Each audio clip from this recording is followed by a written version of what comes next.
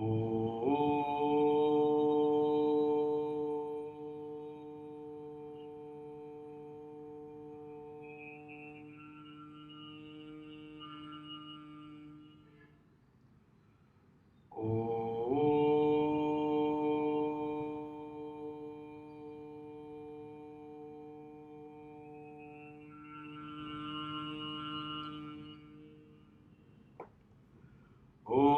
श्री गणेशाय नमः।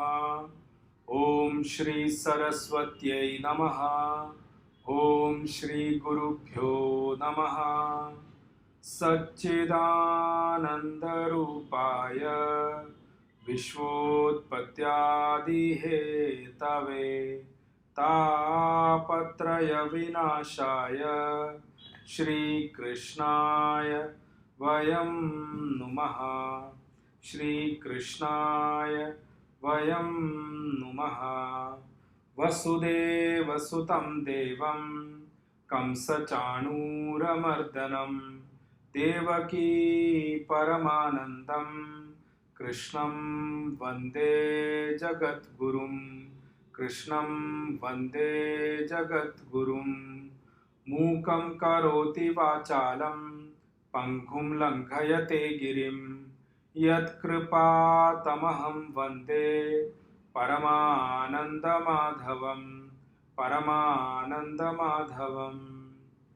ॐ वाङ्मे मनसि प्रतिष्ठिता मनो मे वाचि प्रतिष्ठितम् आविरावीर्म एधि वेदस्य महानिस्थः श्रुतं मे मा प्रहासीः अनेनाधीतेन अहोरात्रान् सन्दधामि हृदं वदिष्यामि सत्यं वदिष्यामि तन्माम अवतु तद्वक्तारमवतु अवतु माम् अवतु वक्तारमवतु वक्तारम्।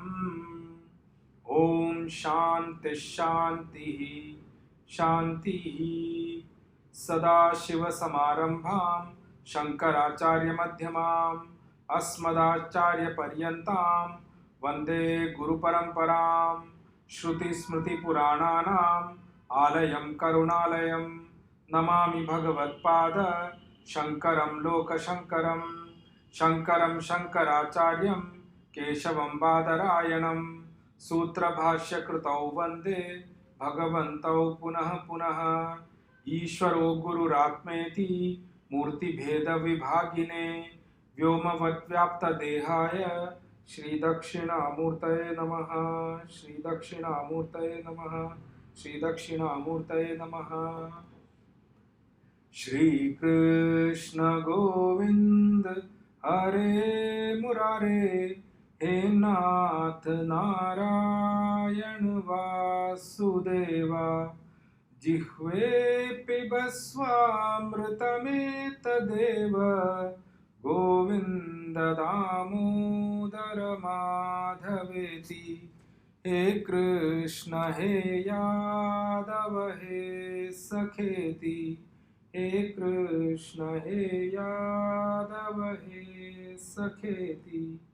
हे कृष्ण हे यादव हे सखेति।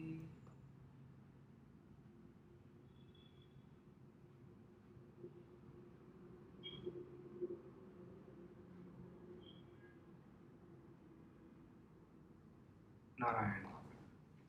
First of all, I would like to wish all the listeners a very, very happy and a celebrative Chaitra Navratra 2024. My prayers to Mother Shakti to bless us all or shower us all with her divine and blissful grace and blessings. Supreme Consciousness Bhagavan Krishna, from the verse 47 and 48, in the verse 47 and 48, explained us as the term called Karma Yoga, how Bhagavan defines the word called Karma Yoga, and what he expects us, the mankind, to follow in life so that while going through the actions, we are also able to contribute towards uplifting ourselves and also growing on the vertical path. So that's exactly what Bhagwan tried to explain in the verse 47 and 48. 47 and 48 is basically the definition of Karma Yoga. In the verse 49, which we saw in the last and last to last session, Bhagwan is trying to praise Karma Yoga by comparing in the action done with the attitude of Karma Yoga. Remember, again I'll underline the good actions done with the attitude of Karma Yoga vis-a-vis the good actions done without the attitude of Karma Yoga, or good actions done normally, which I say. And one thing which I highlighted in the last session also, in the last session also, I'm highlighting it again so that we don't miss this out. Remember, the comparison is never between evil deed and good deed. That's not the comparison at all. The comparison is between good deed done normally, meaning without the attitude of Karma Yoga or without the knowledge of Karma Yoga, and the good deed done with the attitude of Karma Yoga. Bhagwan is saying that the good action done without the attitude of Karma Yoga is far lower. For durena hi avaram, he said that. It's far lower than that. And versus the action, good deed done with the attitude of Karma Yoga, it's far, far higher than and all other actions, so to say. Before I move back into the verse 50 where we left the last session, I would like to highlight a few things from the last session. The reason I'm highlighting it so that we don't miss this out at all. A few points we all need to remember because I tried to explain in a little bit in the last session, and I'll take it up a little bit more so that it's very clear for us to move on. The first thing which I picked up in the last session was Bhagwan also mentions this in the 3rd chapter, 3rd verse. Lokesmin dvividha nishtha pura prokta mayanaga jnana yogena sankhyanam karma yogena yoginam. Bhagwan is making it very, very clear. There are only two paths, so to say. There are not many paths, there are not many roads at all. Explaining that, I picked up one example to illustrate this whole thing, that there are two roads there. One is named Swami Vivekananda Marg and another one is named Swami Ramakrishna Marg. Now, don't consider that Swami Vivekananda Marg and Swami Ramakrishna Marg are two parallel paths. That's not what it is. Now, Swami Vivekananda Marg travels up to a particular distance, certain kilometers. Swami Vivekananda Marg goes up to a certain kilometer, and after that it joins into Swami Ramakrishna Marg. So the same road, Swami Vivekananda Marg, after a few kilometers becomes Swami Ramakrishna Marg. It's not two parallel paths at all. It's the same path. Actually, ultimately, Karma Yoga is being taught to us. Bhagwan is elaborating Karma Yoga. Why? So that we prepare our internal equipment, our antakarana, to grasp the knowledge of Sankhya, which is the ultimate goal, ultimate path, which is going to lead us to the ultimate goal, which is realization. So technically, Karma Yoga is parampara praptam, as in that it is a paramparya, it's like a process or a way to actually lead us to the Sankhya Yoga. Ultimately, Sankhya is only going to be relieving us from or making us realize this whole creation and all those things, and making us free from our birth and death. So that's the one thing in which I really wanted to highlight again. Remember, everybody's start point can be many. There can be many start points because everyone's evolution cycle is different. Everyone is coming from a different evolution cycle. Wherever you have left, you will start from there. Starting points can be many, but there are not many paths, or there are not few paths at all. That's very, very clear. And I gave the example of the discussion and debate between in Goenka ji and Maharaj Shri Swami Akhandanand ji also about that. Gita ji's final conclusion is not that there are many paths. That's not what Gita ji is trying to tell us at all. That's not what Bhagwan is trying to tell us at all. Bhagwan is saying ultimately Sankhya is where everybody has to reach. That is why when Bhagwan started the discussion on the topic to resolve Arjun's Vishad, he started to expound upon Sankhya Yoga first. When he saw that Arjun has not understood that portion, that is when Bhagwan started to elaborate upon Karma Yoga. So Karma Yoga is the preparatory step which is going to lead us into Sankhya Yoga. And I gave that from Bhagwan Shankaracharyaji's Bhashya in the verse 49. Yat evam yoga vishayayam buddhau tat paripaka jayam va sankhya buddhau sharanam. Ultimately, when Bhagwan says in the 49th verse, buddhau sharanam anvicha, Bhagwan is saying take refuge in the understanding of karma yoga, because that same karma yoga is going to lead you into sankhya yoga. Ultimately, you have to go and take refuge in sankhya yoga only, in the sankhya buddhi only, in the understanding of self only. Sankhya means the understanding of self, the knowledge of self. Karma yoga means the art of action. Bhagwan is talking about how we would lead our life, if so that our action becomes a devotion, and that devotion itself leads us to Sankhya yoga, which is the knowledge of self, and it makes us realize that self. That is exactly what Bhagwan is trying to tell in the verse 49. And another thing which I picked up, which I'm highlighting here also, and I gave the example of Param Pujya Swami Chaitanya Mahaprabhu ji. People sometimes misunderstand, not that Swami Chaitanya Mahaprabhu ji has said that, that's not what I'm saying, but they saw Puja Swami Chaitanya Mahaprabhu ji immersed in bhakti, so they thought that bhakti means that internal action, which is, I told you, antarang sadhana, where you are immersed in the bliss of bhajan and kirtan and all those things, singing the glory of Lord, or remembering Lord, or chanting and doing puja for Lord. People think that that's a different thing altogether, and I told you very explaining in the last session that bhakti is not different. Bhakti is also karma, and I picked up 3 paths which we usually talk about, or very popularly known as, we call it that there are different paths to reach the self. And I picked up what? One path is karma yoga, which Bhagwan is explaining.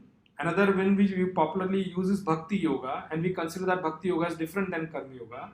And then another one is ashtanga yoga. And I told you, I brought out certain reasons why I'm highlighting that portion. Whether you call it bhakti yoga, whether you call it karma yoga, whether you call it ashtanga yoga, all 3 are karma only.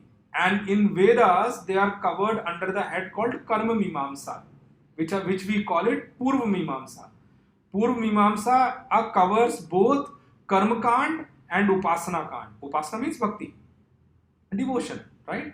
So devotion or bhakti is also karma. Then ashtanga yoga, which is the yoga path with chitta shuddhi and other things which we do using yoga, asan, pranayam and all those things which is explained in Patanjali Yoga Sutra and all, those are also process. They are a methodology to actually purify your mind, but ultimately you have to come to Sankhya only. You have to come to the actual knowledge of self only. They are all preparatory steps. They are all karma. And the reason why I brought it up like that was, the difference is bhakti yoga, so to say, is basically an antarang sadhana, an internal action. And when we say karma, it's a bahirang portion. Bahirang sadhana means it's an external action. One you can say externally, one you can see externally, and one you don't see externally. And externally, when somebody is doing bhakti, devotion, and the example I gave you of Maharaj Chaitanya Mahaprabhu ji also, when you see them, you don't see any physical action there. Their bhakti is internal action, internal kriya, antarang kriya. It's an antarang kriya, and normal action is a bahirang kriya. So when we see antarang kriya and we don't see any external action going on, we consider that's a different path altogether, and that becomes bhakti. And that is what now ISKCON and other people are following. When we say, and I give the example, when you say bhakti is bhakti only when you sing the Lord name, chant the name of the Lord, do puja, you do worship and all. And if somebody is doing farming, no, that's karma. And if somebody is somebody is fighting in the war, that's ghor karma. No, that's not what is there. Remember one thing, the basic core, at the core of both of them is what? Karma yoga also, Bhagwan is saying the same thing. Do your action as a devotion to God. And what are you doing in bhakti? Bhakti also you are doing the same thing. You are doing internal action as a devotion to God. Both these things, the common factor is devotion to God. That's why Karma yoga is also bhakti. Bhakti yoga is also bhakti. And I can say, vice versa also. Karma yoga is also bhakti and bhakti yoga is also karma yoga. Because ultimately at the core of both of them, at the substratum of both of them is actually developing love and devotion for God. God is the center in both of things. Bhakti also means devotion also and karma yoga also. So karma yoga is also bhakti. Now I'll give you another example. And I picked it up in the last session also. For example, somebody is doing in bhakti, but remembrance for God is not there. Just think, mechanically somebody is doing japa, mechanically somebody is doing puja, but devotion is not there. And versus, compared to that, somebody is doing action with remembering God. Who is better? The one who is doing action remembering God. The one who is so-called doing bhakti but not remembering God, what use is that action then? And the reason why I brought it up in that same umbrella to classify these three things as karma is that, remember, karma is temporary, so the results which come from karma will also be temporary. That to bring out the temporary nature of the results coming out of that is why I brought out and reclassified according to what Bhagwan is telling in the chapter 3, verse 3, that there are only two paths. Karma yoga is bhakti yoga is also karma yoga is also bhakti yoga. Then why Bhagwan has a separate chapter altogether? Bhagwan is trying to explain how all we can do bhakti in the bhakti yoga chapter. What are the aspects of bhakti? How we develop in devotion? How we enjoin ourselves in devotion is what Bhagwan is explaining in the 12th chapter. So when we say yoga, you will see this yoga word will come many places. Every yoga doesn't define that they're completely different path. And I give you one more verse. I quoted one more verse from 12th chapter itself, 9th verse, where Bhagwan said, Atha chittam samadhatum na shaknoshi mai sthiram abhyasa yogena tataha mam ichha aptum dhananjaya. And I quoted that verse in the last session also. In this 49th verse also, Bhagwan is saying what? Buddhau sharanam anu ichha. Anu ichha, because of sandhi rule, becomes anvichha, by the way, in Sanskrit. So Bhagwan here is also talking about ichha. There is also talking about ichha. In the 12th chapter, Bhagwan is saying that, and now why I picked up that example is, there Bhagwan uses one word called abhyasa yogena. Now, don't consider that abhyas yoga is a completely new path altogether. Yoga means there, join yourself with a constant practice. Abhyasa, practice. Yoga, join yourself with constant practice. Because it is said that, practice only makes one perfect, right? So, constant practice is what Bhagwan is asking you one to do in that verse, in the chapter 12, verse 9. Where Bhagwan says, Atha chittam samadhatum na shaknoshi. If one person is not able to focus, concentrate, or become single pointed in the thought of Bhagwan, Atha chittam samadhatum na shaknoshi mai sthiram. In Bhagwan, if somebody is not able to firmly place oneself's concentration, focus, and not able to become single pointed in Bhagwan, then abhyasa yogena tataha. Then for that person, what that person should do is that with constant practice, mam ichha, mam aptum ichha, at least develop the desire to gain me.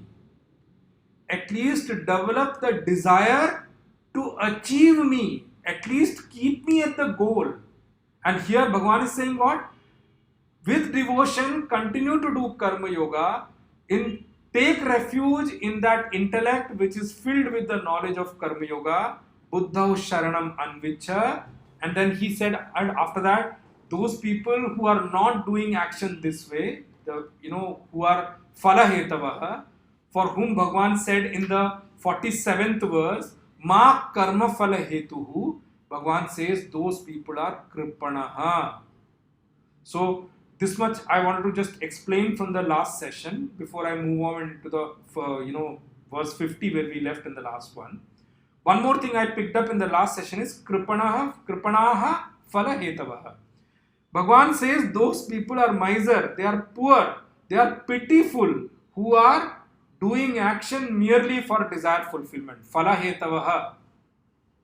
And I gave you Kripana's many definition, and in the last session itself, one was picked up from Upanishad itself, and Kripana, and I told you, Arjun also said that same thing, Karpanya dosho apahata swabhava. Bhagwan, I am overpowered by this swabhava, this is nature of Kripanata. Bhagwan, please help me come over this. So Kripana, there also I explained, and Bhagwan also picked up as an example there. So Upanishad says, I told you Upanishad says it very directly, and I picked up from Brihadaranyaka Upanishad what Bhagwan Shankaracharya ji has quoted in his Bhashya. Yova etad aksharam aviditva asman lokat praiti sa kripanaha. That person who leaves this world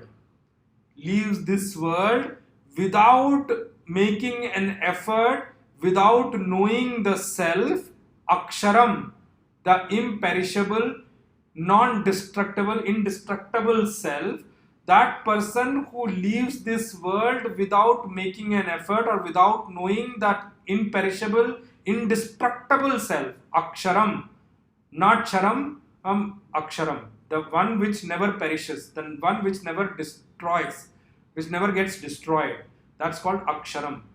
That person who leaves this world without making an effort and without knowing that imperishable, indestructible self, hey Gargi, that person is actually, according to Upanishad, Kripanaha. That person is poor. And I gave you the question which Upanishad asks. A person is born ignorant, he dies ignorant, will be born ignorant again. We don't know what that person is going to do in the next life also. So the achievement is actually, if while living in this life we are able to know or make an effort to know that imperishable, indestructible self, that person will not be called Kripana. That person is actually the one who is going to be actually contributing towards the vertical growth of that person, actually working towards the vertical growth. And I told you, human life is the only life where that is possible also. And when I was telling you in the different paths example, I told you Upanishad also quotes in many places. Our Vedas also quote, Na anyaf pantha vidyate ayanaya. There are no two different paths to go at that place at all. There is only one path, and everybody has to reach that path itself. That's why Bhagwan tells Arjun, now look forward for this thing. Hey Dhananjaya, Tvam Buddhau Sharanam Anvicha. You work towards taking refuge in the understanding and knowledge of Karma Yoga and making an effort to lead your life, do your actions with that attitude of Karma Yoga, because that will take you to Sankhya Yoga, that will take you to the knowledge of self, which is finally going to liberate you forever. That's what I wanted to just highlight before I move back into the verse 50 where we left in the last session. Let's read the verse first. Then I'll read the Bhashya of Bhagwan Shankaracharya, and then we'll take the meaning. In the last session I gave you the literal meaning. Today we'll see that verse in detail. Bhagwan says in verse 50, Buddhi yukto jahatiha ubhe sukrita dushkrute tasmat yogaya yujyasva yoga karmasu kaushalam. Buddhi yukto jahatiha ubhe sukrita dushkrute tasmat yogaya yujyasva yoga karmasu kaushalam.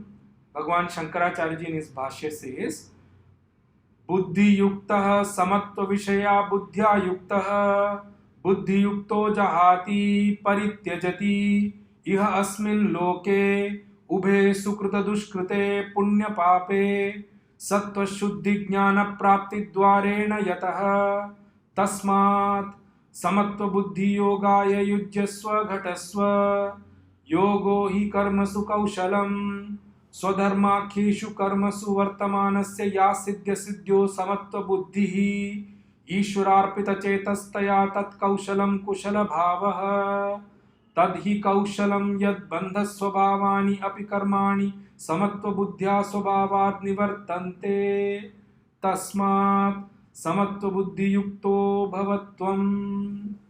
Very beautiful bhashya also on this, and a very beautiful verse and a very, very important verse. For those people who are seekers and who are students of Bhagavad Gita, I must say we must highlight this particular verse, the next 3-4 verses at least, next 4 verses I would say, because very important topic Bhagavan is picking up here, and he is trying to explain what this yoga is going to give as a result. As a praise of Karma Yoga, Bhagavan is giving in the verse here. Bhagavan says, Buddhi Yuktaha. And I explained elaborately in the last verse also. When Bhagavan uses the word only Buddhi, remember, since the topic here, prevalent topic here is Karma Yoga, we must take this as Karma Yoga Buddhi. Okay? So when Bhagavan says Buddhi Yuktaha, Bhagavan means Karma Buddhi Yuktaha. The one who is equipped with the knowledge of Karma Yoga, the one who is possessed with the knowledge of Karma Yoga. Now, don't take the word possessed in a derogatory meaning at all. There are possessed words used in very differently also, and I'm not meaning by that. The one who is equipped, one who is contained with the knowledge of Karma Yoga, one whose intellect has this knowledge and understanding of Karma Yoga, Bhagavan says that person jahati, that person crosses over. Now the question we may ask, Bhagavan, what do that person cross over? Where do that person and cross over? Bhagavan says, Iha, while living here itself, this person crosses over. Bhagavan, and this person while living here, this person doesn't have to, it is not that he crosses over at the end of his life. That's not what Bhagavan is saying here. Bhagavan says, while living here in this world, Jivan Neva Jahati, while living here in this world itself, this person crosses over.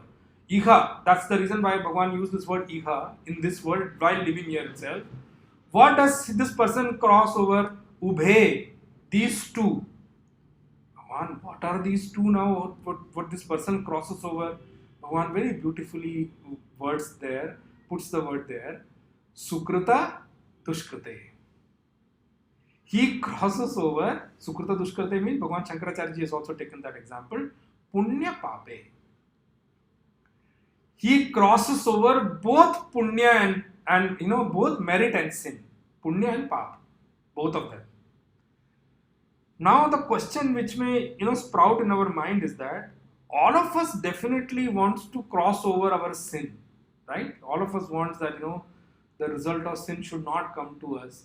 All the dushkrita, all the erroneous deeds which we have done probably past life and this life also, it should not come to us. All of us wants to escape the result of dushkrita. Dushkrita means papa here, the evil deeds, so to say. Now see, I told you in the previous verse, Bhagavan is comparing between in sukrita only. It's not where he has to bring up dushkrita, he'll bring up dushkrita separately only. Wherever he is bringing only action, there he's talking about sukrita only. Here Bhagavan is bringing up this person and who is equipped with who is contained, whose intellect is contained with the knowledge of Karma Yoga, who follows Karma Yoga in his life. Arjun, this person crosses over both these things, Sukrita and Dushkrita. Now just look back at your life. Actually, all the situations which come in our life are basically coming out of these two only. Our good deeds and our evil deeds, Sukrita and Dushkrita. And how do they translate it, afterwards, after the action is done? Punya and Papa. And in the last session and the previous couple of sessions also, I told you many times about the power of Punya. Remember, power of Punya is something which you cannot understand. It is very, very powerful. Now let me just come to this verse here. Bhagavan is saying, Ubhe, this person is going to cross over both these things, Sukrita and Dushkrita. Bhagavan, I definitely want to cross over Dushkrita. Now why do you want me to leave the Punya also? Why? Bhagwan, why do you want me to leave punya? Now remember one thing. How do the punya and papa translate? Sukrita, Dushkrita is basically talking about kartrutva. That those things which are done with the doership in mind. That I am the doer. Okay? That is called Sukrita and Dushkrita. Sukrita also has doership, Dushkrita also has doership. After doing evil deed, people may say, I didn't do it and all those things. It doesn't work like that. But when you did it for yourself, no? Even some bad deed is done for what? Fulfilling somebody's desire only. Huh? So that is definitely done with doership. So when we say Sukrita, Dushkrita, Punya, Papa, it's talking about Kartrutva. When it translates into result, it translates into Sukha and Dukkha, happiness and sorrow. That's where Bhoktrutva comes. Sukrita and Dushkrita is Kartrutva. Punya and Papa is Kartrutva. It's something which we have done. We have to do it. Right? And as I explained to you while explaining Punya also, the result of Punya is Sukha. All the happiness we experience in life is basically coming out of our Punya only. And all the sorrow which we experience in life is coming from our Dushkrita only, our Papa only, our sin only. So when Bhagwan says Sukrita, Dushkrita, but there Bhagwan is tackling the Kartrutva, which is the doership. So when this person crosses over, Bhagwan says, now remember, when he crosses over Sukrita, Dushkrita means he crosses over his Punya and Papa both. He crosses over both his merit and sin. Now, Bhagwan says, Arjun, while living here itself, you have a methodology, you have a process by which you can give up all the past lives action, good or bad, and their corresponding results here itself. Tasmat, that's why Arjun Yogaya Yujyasva, enjoin yourself or join yourself or take up the practice of Karma Yoga. Yujyasva, join yourself. Yogaya, Karma Yogaya, Yujyasva. Arjun, that's why take up Karma Yoga in your life.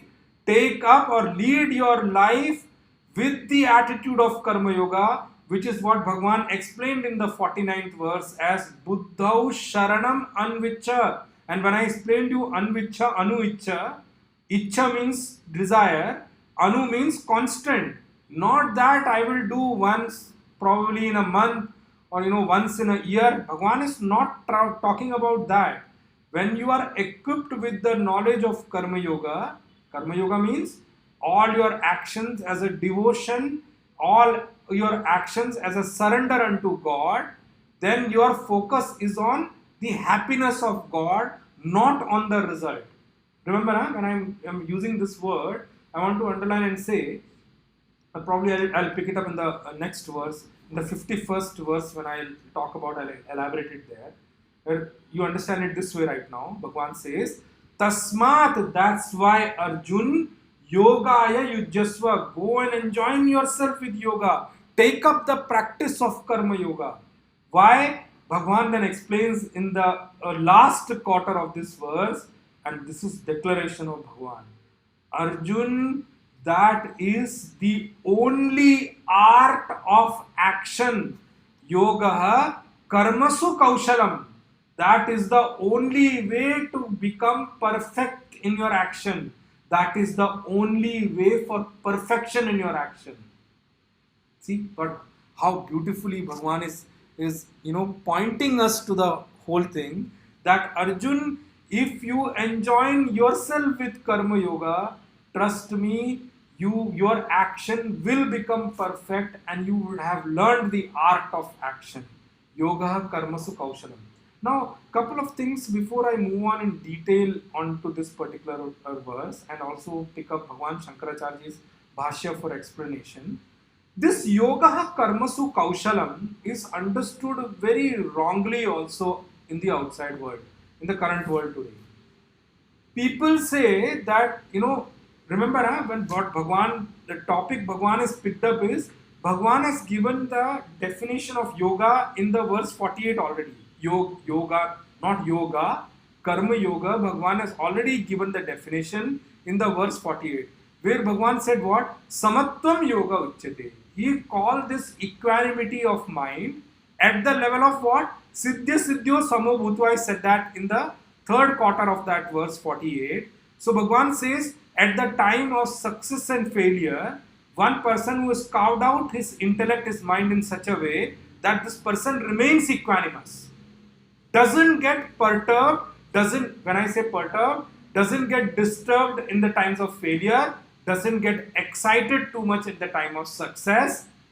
That person has done actually yoga, and that kind of equanimity Bhagwan has already defined as yoga in the 48th verse. Now when Bhagwan says yoga karmasu kaushalam, some people take this mistaken definition that perfection in action is actually yoga.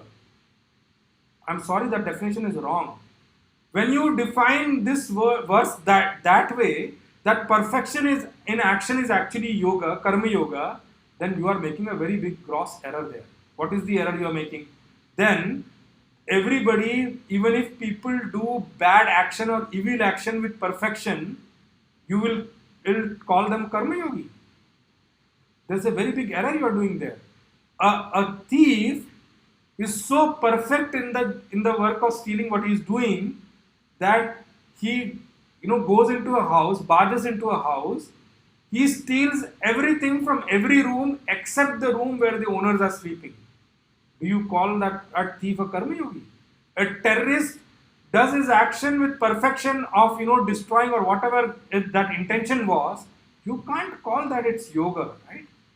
Bad action cannot fall into that thing. So karma su kaushalam is yoga. Don't take that definition at all. Rather, Bhagwan is saying, if you do yoga, your action is definitely going to be perfect because you have learned the art of action. Now tell me something, with devotion to God, how can you do dushkrita? Tell me. Can you do evil deed with devotion to God? You can't. So Bhagwan brings out here very clearly, Arjun, remember one thing, buddhi yuktaha jahati iha, jivan neva jahati. The person who is equipped with this intellect and knowledge of karma yoga crosses over here itself while living, doesn't have to wait for his end time, doesn't have to wait for the end of his life. That is why, I said in the beginning also, realization, when we say, there are many levels of realization. Realization is not something which happens at the time of death. Realization happens while you are living. If you get liberated while living, after death also you will not get bound. A person, if he is liberated himself while living, is liberated forever. But the liberation process has to happen while you are living, because knowledge is gained here in this loka. And that is why I told you, Manushya Janma, the human life, is a very, very precious life. Alas, it's so sad that people are wasting this life on endeavors and things which are nonsensical in nature, which is definitely going to drag them down vertically. Many people are doing actions which are not even going to take them vertically, forget about taking them vertically up, but they are going to take them vertically down also, and they are doing actions which are taking them horizontally also down. Just see the kind of negativity which is going around.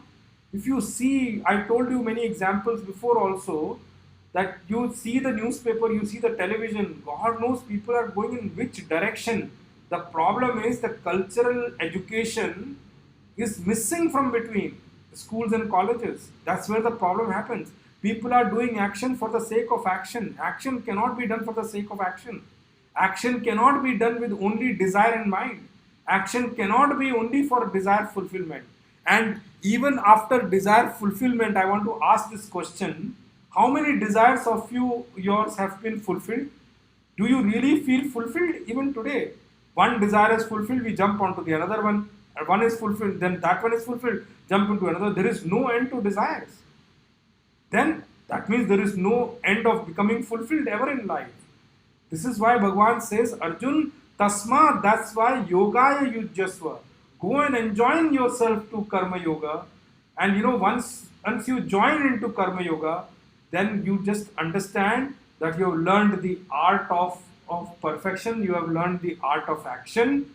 Your action will automatically start to show perfection. One thing I'll tell you, perfection, this word called perfectionist, this word is very popular in the common world. Many people, boast about this fact also, that I'm a perfectionist. Perfectionist means what? They think that, I'm a perfectionist, and they expect others also to do action according to how they are doing it. And they'll start pinpointing, this is wrong, that is wrong, and they will not even give credit for the work also. That's not what perfection is all about. One says, Arjun, tasmat yogaya yujyasva. Go and enjoin yourself in the attitude and the knowledge of karma yoga. Trust me, that is exactly what is going to give teach you the art of, that is exactly what is the art of action, and your action will automatically start to become perfect.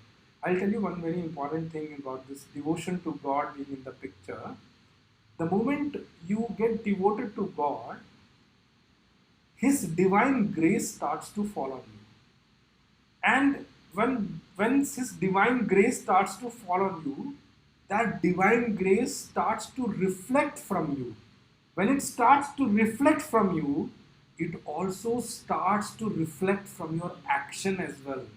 It also starts to reflect from your attitude in the society. It also starts to reflect in your nature of how you deal with people and surroundings.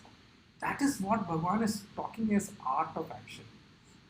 Now, since Bhagavan is saying here, I must, take you back to the Sankhya discussion which Bhagavan did from verse 11 up to 38 also. And I'm bringing out because wherever Bhagavan brings up, I'll show you and connect you that thing the way our gurus have taught me, or my guru has taught me. I'll connect you the same thing so that you know what is being spoken where and what is the purpose of that.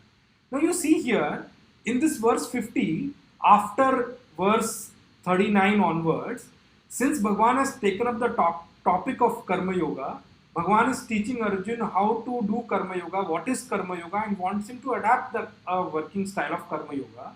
That's why Bhagavan is using the word here, Tasmat Yogaya Yujyasva. Here Bhagavan is instructing Arjuna. Arjuna, that's why I tell you, enjoin yourself. Take up the action with the attitude of Karma Yoga. Enjoin yourself with the attitude of Karma Yoga. Now just think of this thing. In the verses from 11 to 38, when Bhagavan was talking about Sankhya, Bhagavan never used the word Yogaya Yujyasva. Bhagavan used the word what? Tasmat Yudhyasva Bharata. Arjun, get up and fight. Tasmad Uttishta Kaunteya Yuddhaya Krita Nischaya. You must think. I'm only, just exciting you and giving you that spark to actually think over it. Why did not Bhagavan use the word Tasmat Yogaya Yujyasva there when he was talking about Sankhya Yoga from verse 11 to 38? And why is he picking up that here? And vice versa. There Bhagavan was telling Arjun to get up and fight. Tasmat Yudhyasva Bharata. Tasmat Uttishta Kaunteya Yuddhaya Krita Nischaya. Why is not Bhagavan telling Arjun here, or Tasmat Yuddhaya Yujyasva? Bhagavan is not saying that here. Right? Now that is where it should spark some thought in us. There, remember, the person who is following Sankhya Yoga, that person who is established in Sankhya Yoga, does not need to come back to Karma Yoga at all. Because remember what I told you, Karma Yoga is the process, is the path which prepares you, makes you capable to gain Sankhya Yoga. Prepares your intellect to grasp Sankhya Yoga. Sankhya Yoga means the knowledge of self. So that's exactly what Karma Yoga is supposed to do. But the person who has already reached Sankhya Yoga, has already gone through this path, has prepared himself or herself, prepared that person to gain the knowledge of the self and slowly, gradually established in the self, for that person, doing Karma Yoga or enjoining to Karma Yoga is not important. What that person will do, that person will act according to the presented situation, according to the available situation, as per his available and prepared nature. प्राप्त परिस्थिति में प्राप्त संस्कारों के हिसाब से वर्तन करेगा means that person will only act in the given situation और in the received situation, in the situation which have been presented in front of that person as per the nature and habit cultivated, as per the nature cultivated before the knowledge, that person will act according to that in there, because this person does not have to do anything to improve him. His life, his or her life is only, he is spending the time because till the prarabdha is here, till this prarabdha is, this body is here according to the prarabdha, this person has to act, because acting is the doing action is compulsory for everyone. All of us have to act. So this person will act according to his available nature, according to in the presented situation. That's all that is required from a jnani. That's all that is required from a Sankhya yogi. That's all that is required from a person who has established himself in the self, who has gained the knowledge of the self, who has realized the self. But for a person who has not reached that level, or for seekers, which I use the word for seekers, for yogis, which so I divided these two terms in the last session also. There is Sankhya yogi and there is Karma yogi. So Sankhya yogi is jnani basically, who is the one who has realized the self, the one who has attained the self, the one who has known the self is called jnani. The other one is called yogi, which is called Karma yogi. Now remember, Karma yogi has to join in that himself or herself with Karma yoga. Why? Because that person has to improve, has to gain the capability to know the knowledge of, or to grasp the knowledge of self. So for this seeker, Karma yoga is his sadhana, whereas for the jnani, no more sadhana is left. Why? Because that jnani, in any state, all the three states, which is waking, dream and deep sleep, is perfectly established in self. That is what is called realization. Jivaneva. While living here itself, that's why realization is while living here itself. The one who is realized while living only doesn't come back after body falls here. And I gave you many examples in the previous episodes also, and as when Bhagwan moves on into explaining Sthita Prajna, we will pick that up at that time also. But here just remember this thing, Bhagwan is telling Arjun, you have to gain the capability. You have to gain the capability, you have to gain the courage, you have to gain the alertness. And that's exactly is your sadhana. So, to maintain Karma Yoga, the knowledge of Karma Yoga, to maintain the knowledge and retain the knowledge of Karma Yoga, person needs to have power. That person should have gained some power to maintain that, to retain that. There is a need for courage to retain and maintain that. there is a need to be alert also. Should have alertness, and these three things of gaining the power, gaining the courage, and the alertness is what is actually sadhana for a seeker. Yoga karmasu kaushalam. If, hey Arjun, if there is something called an art of action, there is something called a perfection in action, that is actually karma yoga only, and that's exactly what I want you to do, Arjun. So Bhagavan says, remember, for a person who has gained Sankhya Yoga, who's gained the knowledge of self, there is no more improvement left. That person has already achieved whatever could be achieved in this creation.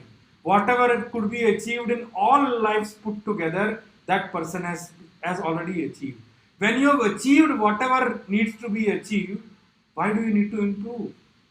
Where is the need for an improvement? Where is the need to do more? Where is the need to gain something? When you have already gained whatever could be gained in this creation, there is no more effort left to do anything.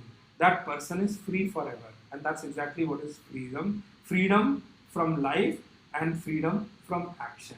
So remember one thing, that don't translate this yoga karmasu kaushalam as that a perfectionist is doing actually karma yoga. Don't translate that. Then those who made the twin towers fall, will you call them yogi? I'm sorry, you will never.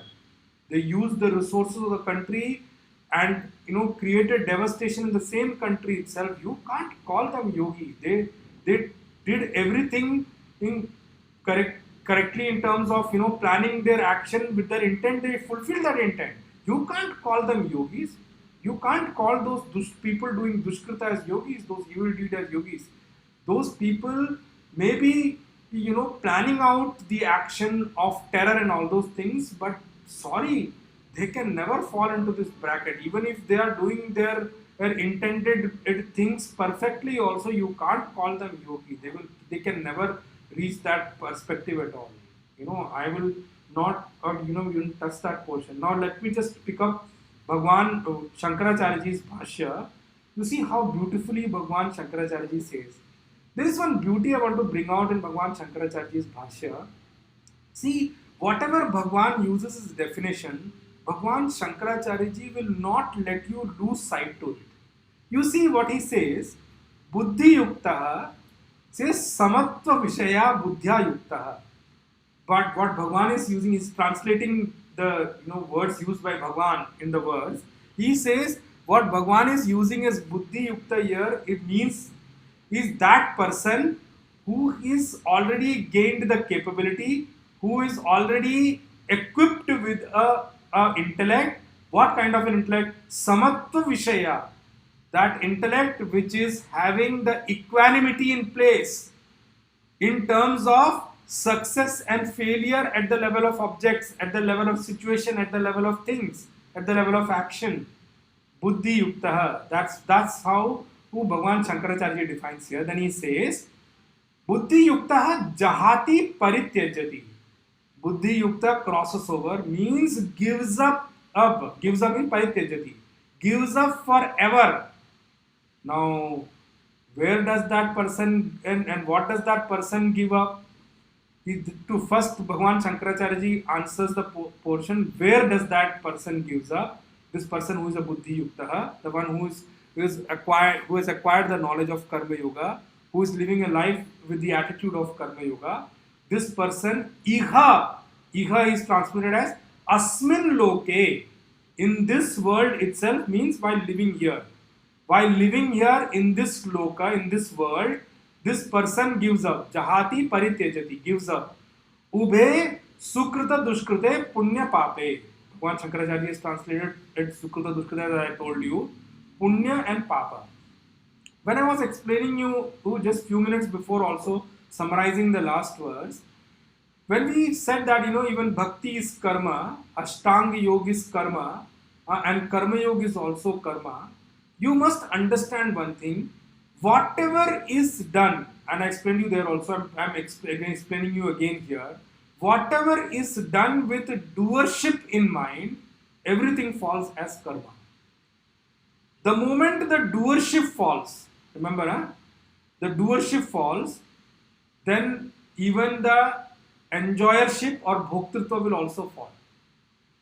This kartritva, bhoktritva goes hand in hand to each other.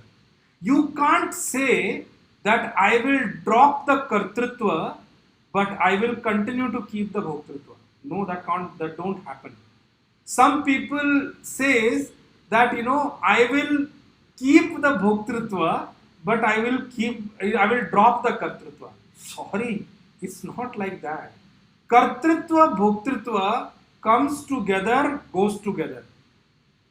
If you have done action with doership, trust me and mark my words for it, you will have to bear the fruit or result of that action and as part of your bhoktritva. If kartritva is dropped, bhoktritva will also be dropped. Why Bhagavan is saying ma karma phala hetu bhu? Don't become overtly attached or overtly focused on the fruit of action. The kartritva has to be dropped first. While doing the action, you have to drop the bhoktritva. At the level of bhoktritva, you can't drop it. If at the level of action, you drop bhoktritva, trust me, kartritva is also dropped.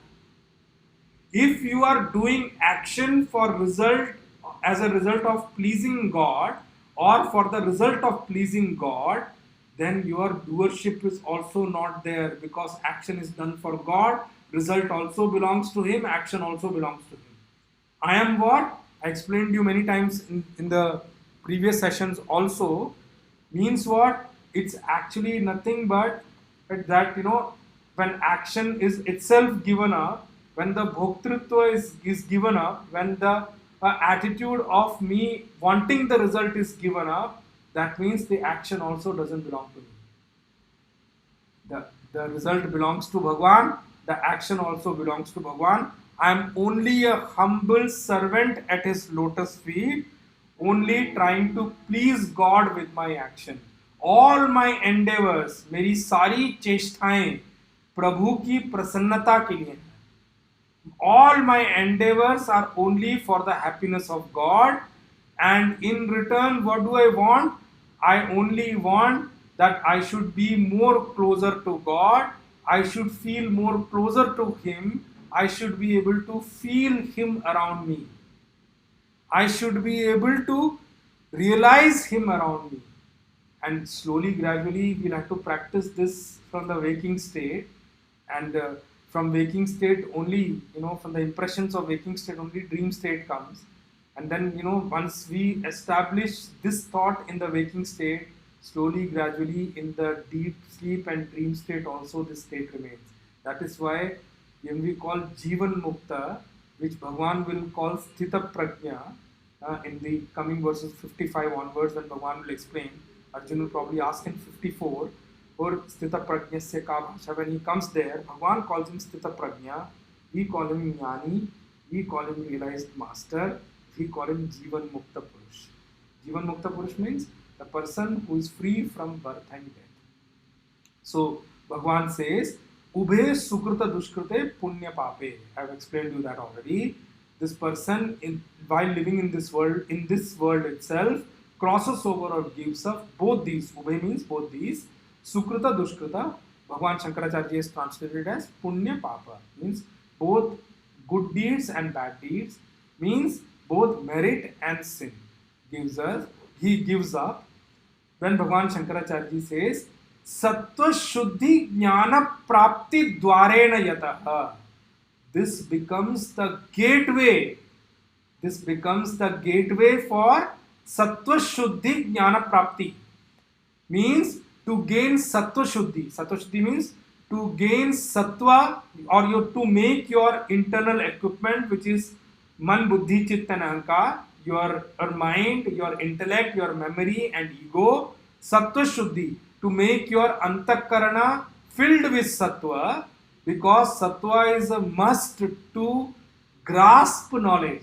Okay? So Bhagavan says, Sattva Shuddhi Jnana Prapti Dwarena. And that becomes the gateway for jnana prapti, for gaining the knowledge of self. Tasmat, that's why, samatva buddhi yogaya yujyasva ghatasva. Arjun, make it happen, ghatasva. Make it happen. What? Samatva buddhi yogaya yujyasva. Arjun, that's why develop an intellect filled with the attitude of karma yoga. Karma yoga means develop an attitude filled with the attitude of equanimity at the level of result. How? By becoming ma karma phala hetuhu. By becoming what? Samo siddhya siddhyo samo bhutva. And by moving away from being phala hetavaha. So Bhagavan says, samatva buddhi yogaya yujyasva ghatasva. Then Bhagavan Shankaracharya says, yogo hi karmasu kaushalam. This karma yoga itself is the art of action, is the art of perfection. Now I told you, Bhagavan Shankaracharya will never leave this word, swadharma ever, because paradharma is not even in the discussion. Since Bhagavan is not saying elaborately, explicitly in his verse, Bhagavan Shankaracharya is explaining us in that way. He says, swadharma keshu karmasu vartamanasya ya siddhya siddhyo samatva buddhihi. Doing your own respective duty depending upon your stature, your achievement, your level in the society, your family, doing your respective duty, swadharma keshu karmasu vartamanasya. Whatever duties have come to you, whatever duties have been presented in front of you, whatever duties have joined you, come to you that way, siddhya siddhyo, and the results which are coming out from those duties being fulfilled by you, samatva buddhi, maintaining an equanimous intellect and mind. And see how beautifully Bhagavan Shankaracharya highlights here, Ishwararpita chetastaya, with the intellect and mind developed in such a way, Ishwararpita, as a devotion to God, even those actions which are your respective duties, they are done and well, they are fulfilled without the desire for result, as a devotion unto God. Ishvara arpita chetastaya, as an intellect developed in such a way that these perfect understanding developed in such a way, with a clear knowledge, with a clear understanding in your or memory and in intellect, that these actions are being done only as a devotion unto God. Tat kaushalam kushala bhava. Doing that well is actually what is called kaushalam, is called perfection. Tadhi kaushalam yat bandha swabhavani api karmani samatva buddhya swabhavat nivartante. Very beautiful line again. I told you in one of the sessions before, it's the nature of karma, is the swabhava of karma, that all actions binds. And I've told you, I'm taking that explanation here in Bhagavan, when Bhagavan Shankaracharya is talking about it. Bhagavan says, Tadhi Kaushalam. Why is it called an art of action? Yat bandha swabhavani api. Even though bandha swabhavani api karmani, even though it is the natural attitude of an action, it is the natural result of an action, that action by nature binds. All action by nature binds. He says, bandha swabhavani api karmani, even though this is the nature of an action, and that it has the nature of binding whosoever does the action, samatva buddhya swabhavat nivartante, with the attitude of a developed intellect of equanimity at the level of result, and with Ishwararpita chetastaya, an intellect developed of that all actions are being done as a devotion to God. With that kind of an intellect, whatever is done, this natural nature of the action also, even though it is the natural nature of the action to bind, bandha swabhavani api karmani, even though action is naturally bound to do like that, that it binds everyone who does the action. Samatva buddhya swabhava, with the attitude and knowledge of karma yoga, with the attitude of the knowledge of equanimity or maintaining equanimity at the level of result, and Ishwararpita Chetasya, this natural nature of the action also nivartante, is also resolved, is also overturned, is also solved, nivartante, is also resolved forever. Tasmat samatva buddhi yukto bhavatvam. That's why Arjun, Bhagwan is giving a clarion call to you. That's why develop your mind in such a way, develop your intellect in such a way that you have gained this knowledge of Karma Yoga, which is what? Samatva buddhi yukta. Equip your mind and possess the knowledge of this equanimity of at the time of result, doing your action as a devotion to God. That is what Bhagwan is wanting us all to do while doing Karma Yoga. One thing I want to just say, when we explain, our Puja Guruji Swami Subodhananji used to explain very beautifully, which I must bring out to explain you this particular term. Puja Guruji Swami Subodhananji used to say beautifully that the nature of action is like a sarpa, a snake. It has got, snake means a poisonous snake I'm talking about. So that's the nature of action, that every action will inflict you with its poison. It's going to hiss on you, it's going to bite you with its snake and spread some poison in you. Now, for a karma yogi, the same snake, it's the nature of a poisonous snake, that the moment it sees you, it will charge on you, it will inflict you with its poison, and which will cause you harm. Now see, just think, by doing karma yoga, we are actually, the same snake, and the same poisonous snake is like its bag of poison, and the poisonous teeth are removed. The same poisonous snake becomes something to look and enjoy also. I'm just giving you an example which Guruji Swami Subodhananji used to bring it very beautifully.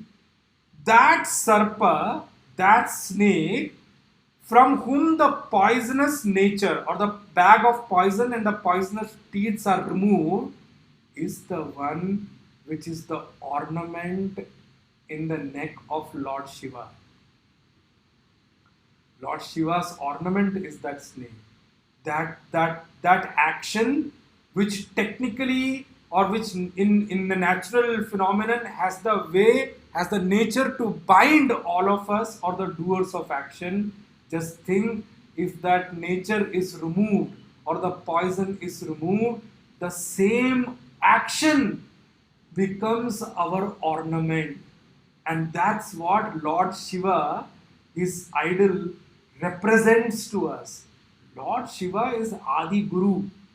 Adi Guru means Brahma Vidya is Ma Parvati. Now remember, we are already in Navratra and already wished you for Navratra. Whenever we see, Mother Parvati, Mother Amba Bhavani, or Mother Durga, she is Sakshat Brahma Vidya Swarupini. Brahma Vidya is what Devi is. Ya Devi Sarva Bhuteshu Vidya Rupena Samstita. Namastasye Namastasye Namastasye Namo Namah. Ya Devi Sarva Bhuteshu Buddhi Rupena Samstita. Namastasye Namastasye Namastasye Namo Namah. Where is the form there when you say Buddhi Rupena? Ya Devi Sarva Bhuteshu Shakti Rupena Samstita. Where is the form there? Mother or Parvati or Ma Durga is Sakshat Brahma Vidya Swarupini. And that is why she is wedded to Lord Shiva. Lord Shiva is Adi Guru. Where is there a time when a Guru can ever be separated from Brahma Vidya? That's why Mother Parvati is always with Lord Shiva. And that action, see, when our Devi and Devtas, our Ishvara, are portrayed. Look at their form clearly. And there is a Trishul which is kept. Trishul means it's got three pointers. It is kept there what? As part of alertness. No object should actually come and disturb me. No object should have the ability to disturb me from the level where I am. No object should have the capability to disturb me from where I have established myself. No object in this world, no situation in this world should ever have the power to actually shake me from the intellectual situation where I'm established in God, from where I'm established in God. Nothing should be able to separate me from my God. The nothing should be able to separate me from the thought process of God, from the remembrance of God.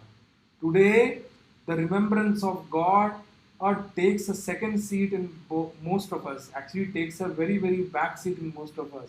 Objects just take the front seat. Actually, objects take all the seats for many of us. That's what we need to improve. That is why Bhagavan is saying, Buddhi yukto jahati iha. The same snake, which is the bag of poison is removed and the poisonous teeth is removed, becomes the bed of Lord Vishnu, becomes the Shayya of Lord Vishnu. When we say Lord Vishnu, Bhagavan Vishnu is Bhagavan Narayana, is lying down on the bed of snake. What kind of a bed it will be? I don't think any bed in this world can ever compare. So soft, so warm. It doesn't even become hot in the summer season, doesn't even become cold in the winter season. What kind of a bed it is? That karma itself becomes our bed. Bed means where we rest. That is what is the Shayya of Lord Vishnu, Lord Narayana. That's exactly what Bhagavan is trying to tell us from this verse when he says, Buddhi yukto jahati iha. Living here, Jivan neva jahati. We all have the ability to come to that level. Arjun, that's why whether you are doing Sankhya Yoga, whether you are doing Bhakti, whether you are doing Sankhya means the external yoga, physical yoga, whether you are doing yoga, I'm talking about, whether asana, pranayam and all those things, when you are doing that, it says Ashtanga Yoga, not Sankhya, sorry.